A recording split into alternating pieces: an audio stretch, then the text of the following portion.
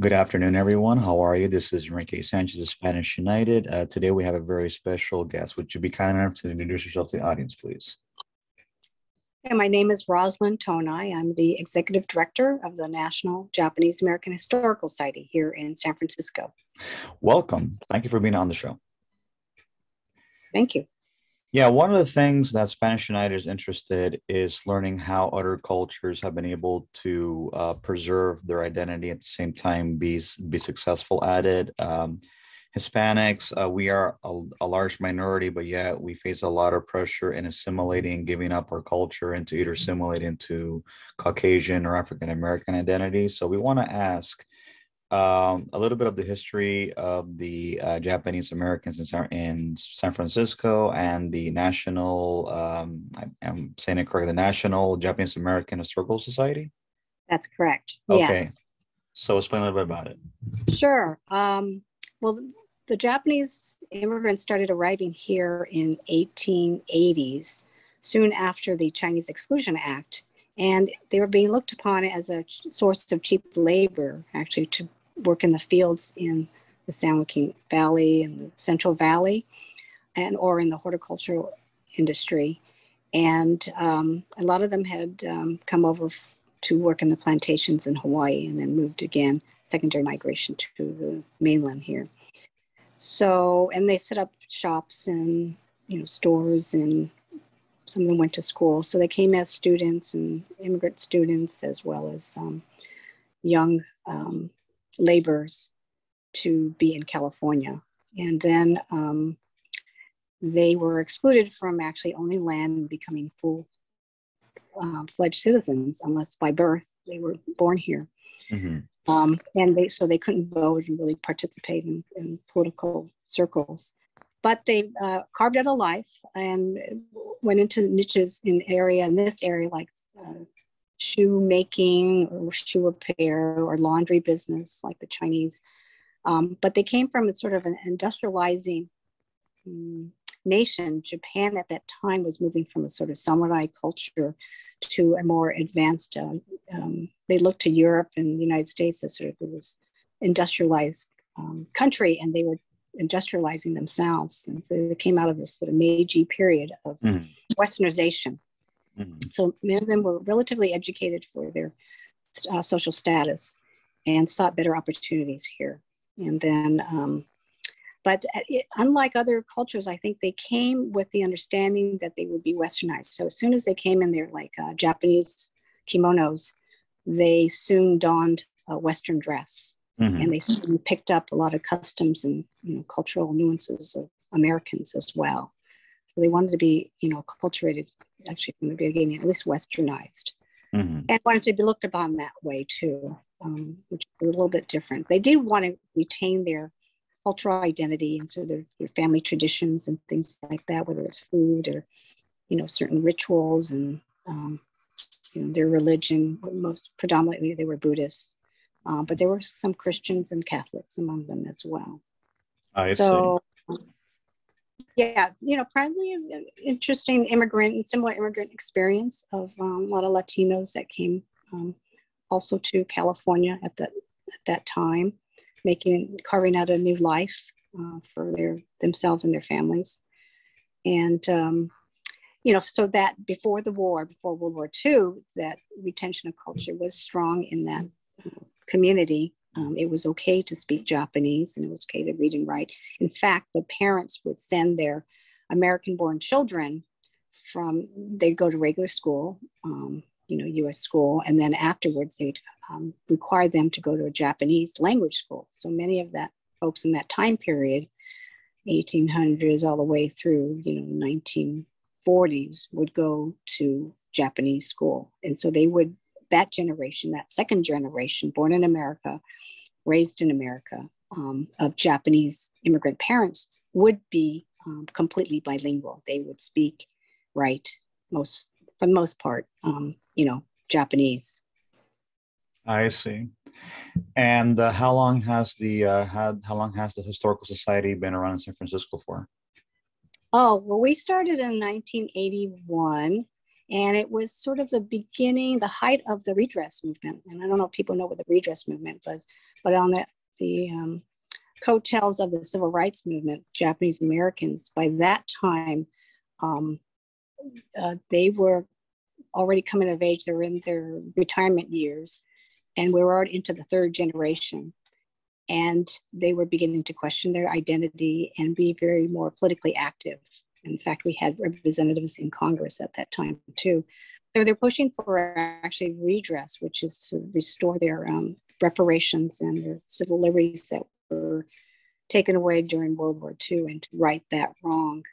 So this organization formed out of the famous 442nd Regimental Combat Team of veterans who served in World War II, and the Military Intelligence Service to tell their story. And as a result, mounted a campaign to create one of the first exhibits on Japanese Americans in the US Constitution at the Smithsonian Institution, right at the apex of the redress movement, to inform the American public about the story of Japanese Americans during World War II, their achievements and their sacrifices and what they did for this country. So we came along to create a clearinghouse for objects and artifacts that from that period and before that period to tell that story. And we were successful in mounting that exhibition in conjunction with the Smithsonian Institution in 1987 for the bicentennial of the US Constitution. It was going to be a special exhibition that would last about 3 years on what happened to Japanese Americans during World War II, and well, up until that time, and what resulted, and then help educate what Japanese Americans did for the country, and then what it was to be an American, and essentially prove themselves in battle, as well as sort of the democratic process. Right. And that I go over to signing the redress bill in 1988. And so that's about the time I came along to help with the organization. Nice. So it's been around a while, and we do exhibitions and we do collaboratives with, we have, for example, this story of the Japanese Peruvians and what happened to them during World War II. So it intersects with their ethnicity of being Japanese and living in Peru as well. Mm-hmm. Yeah, one thing that I admire about the Japanese Americans, that even though, as far as I know, they were the only ethnicity in the United States that were put into labor camps or concentration camps, they've been able to, not only thrive, but also move forward. And Hispanics have been here longer, but I just feel that for many reasons, even though they have come a long way themselves, it's been very difficult for Hispanics to achieve the same level of success as the Japanese Americans have. And one of the things that we're trying to do in Spanish United is to raise the awareness of education, because education is the passport to the future. It doesn't matter what anybody says. You really need to have an education to not just have a better paying job, but also to have a better life. And we're doing what we can through education, through outreach to dialogue. One of the things that we do in Spanish United is that we do a lot of outreach for the homeless here in the LA area and San Fernando Valley. We bring like food, water, and also like reading materials to try to help them get educated, because there's a lot of Hispanics that are even born here that they don't have a basic education. So we're trying to do what we can to create workshops and to help the people be better citizens, because one of the stigmas that Hispanic people have in the United States is that we're not educated. And we're trying to do what we can to dispel that, because education is vital for one's survival, because you could have your wealth taken away, assets taken away, but one thing they can't take away is your knowledge of whatever. So I think it's very important that education is important, and I feel that the Japanese community could could be a model and as an example for Hispanic community to follow in terms of their successes. Yeah, I'm sure you can find your own models within your own community, and that's true. I think across the board, if there are educational opportunities for everyone, I think life could be, possibly better for all. Let me just say that in the Asian American community, it's bifurcated, right? Just like in any community, that you have a population of relatively low economic status folks, and then you have the very top, very well-to-do, high achieving as well. So I guess in every community it's like that. And I guess you could point to education as being that end-all goal for bringing people out of poverty, and that's true. And I think for Japanese Americans, it's just such a small group of people. I mean, practically know each other, right? And I think what's interesting, if you look historically, is that more or less the Japanese who immigrated here had to have some level of education, particularly the women. And what they're finding out if doing, comparative studies is that the women that immigrated here were actually better educated than their male counterparts. So by the time their children were born, education was instilled in them through their mothers, and their mothers were quite literate. So oftentimes you'd have a huge age difference, not only age difference, a 10-year, 12-year age gap with the first generation males and the younger women, but these women would be much more educated than their men, which makes sense because by the time you get to the second generation, you have women that are pushing their kids to go to school, to get good grades, to pay attention to the teacher, and that some of those values translate and transfer to the children. So I think it's this value system of valuing education, of valuing actually authority figures too. It's like you don't tell the teacher off, you respect the teacher. In fact, one of the highest professions is to be a teacher. And that's sort of translated in the family and in the culture. And so there's a value system there that's reinforced in the family, and then reinforced in the community, and reinforced in the school, their school setting, right? And then they went to Japanese language school. I don't think they respect the Japanese language teachers as much as their American, teachers, because they it's just a cultural difference, right? They'd always want to do something different. Mm-hmm. They want to be American. And that happens every generation. Mm-hmm. But I think that those values that transferred within the family are very important. So, whether it's Hispanic or Spanish speaking or, Japanese, I think that we all need to look toward our own family value system and to reinforce that in terms of the education. But you're right, education is sort of the green light to a lot of things in the future. And it's instilled at a very young age. I mean, probably before people are born. That's how instilled it is, that whether it's you're a mother to be or father to be, you're reading to your child in the womb.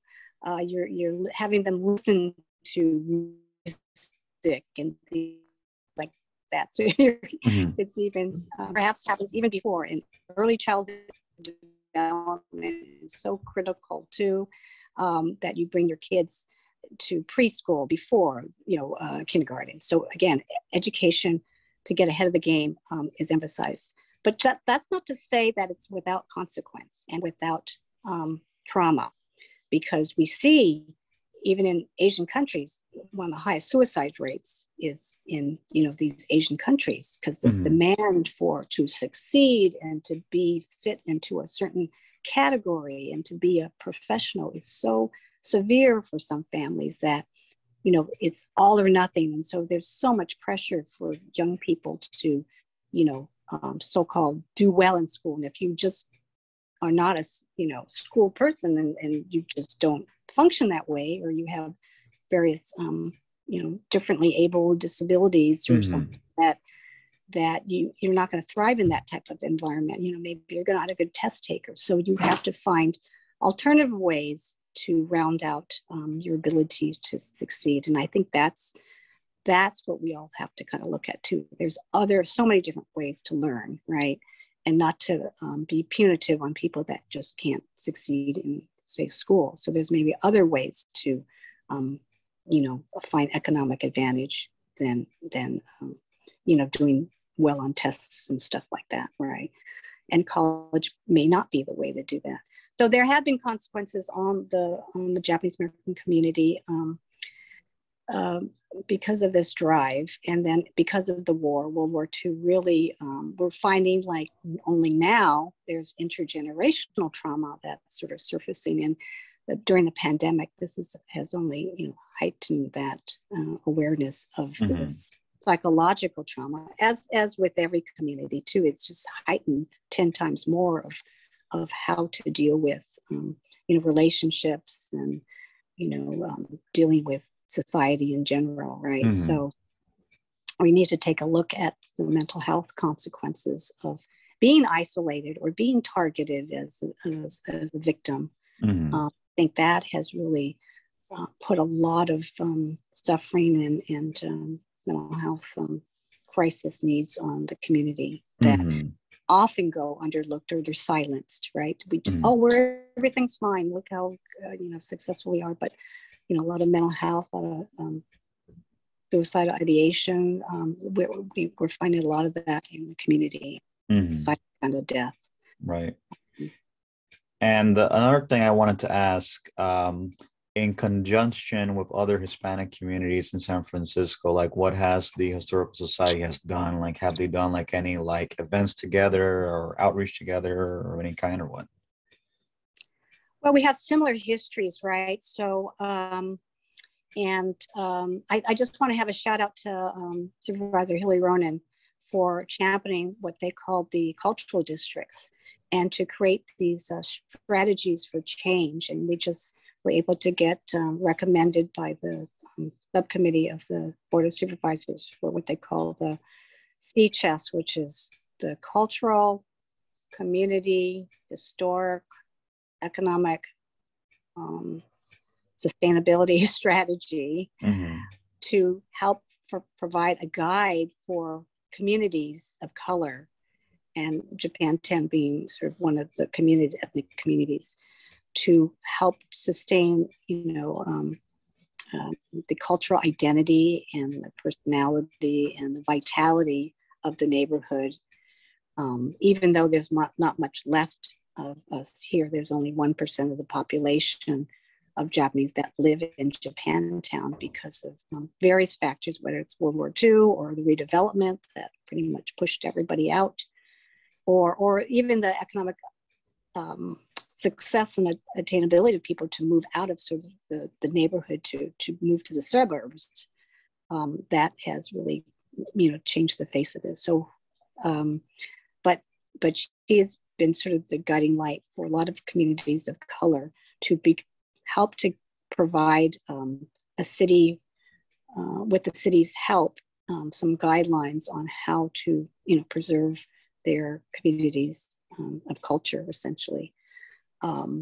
So we've learned from that, and we've studied well so that we can make sure that we cross all the T's and dot the I's and make sure we, understand the history and the purpose and the vision for the future, so we can all act together in sync with the city, so that we're not at odds with some of the, whether it's the housing policies or the economic development engines that help run the city in terms of tourism and, attracting, outside people to help with its development.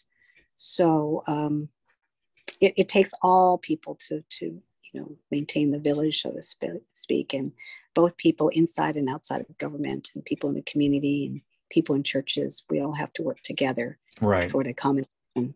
I agree with you.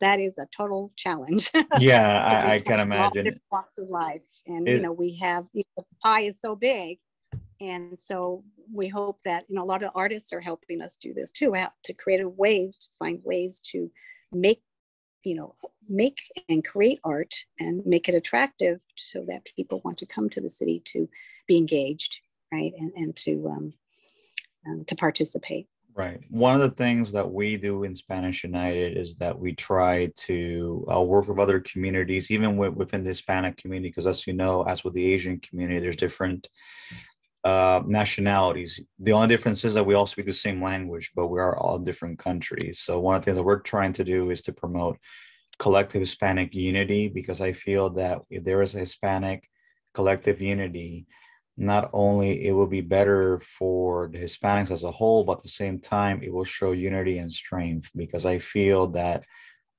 in unity there is power and there is strength and there is stability and also solidarity. Like I have done meetings with other Hispanic groups, like with the Argentine community, the Venezuelan community, the Peruvian community, the Puerto Rican, Dominican, etc., to create a national consensus among Hispanics that we have something in common. You know, like one of the mottos that we have in Spanish United is culture over color, which means that Hispanics are of many races, many backgrounds, but we share a common denominator, that we come from our ancestors that came from Spain, the same language, pretty similar culture, and to work together in having Hispanic peace and Hispanic unity. So that's one of the things that we do is try to make the community better, and at the same time make the community livable, because I feel that when there is collective unity among Hispanics, there could be a better quality of life. So that's one of the things that we strive to do. And I wanted to tell you, thank you so much for being on the show, and for your listeners in San Francisco and for the National Japanese American Historical Society. You know, we're on social media. We're on Spanish United, Facebook, Twitter, Instagram, and YouTube. And you know, we receive donations. Anyone wants to donate, and as soon as I'm done with the podcast, I will text you the link, and you could share it with the association, or wherever you want to share it with.